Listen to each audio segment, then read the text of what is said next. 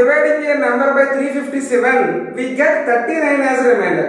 On dividing the same number by 17, what will be the remainder అని చెప్పేసి అడుగుతున్నానన్నా.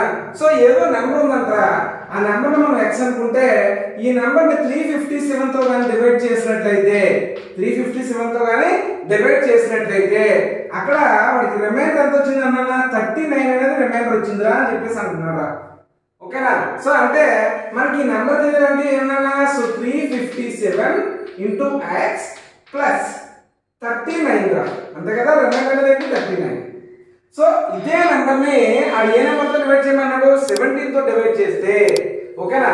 So ఇక్కడ point ఏంటంటే 17 తో ఈ నెంబర్ అనేది ఎగ్జాక్ట్ గా డివిజిబుల్ అయిపోతుందా, అందుకే మనం 17 తో ఈ నెంబర్ ని డివైడ్ చేసుకుంటే మనకు చాలు, రైట్. సో 17 2 జర్ ఎంతనా 34 ని సబ్ట్రాక్ట్ చేస్తే మనకి రిమైండర్ ఎంత వస్తుందా 5 అనేది వస్తుంది అన్న, అంతే.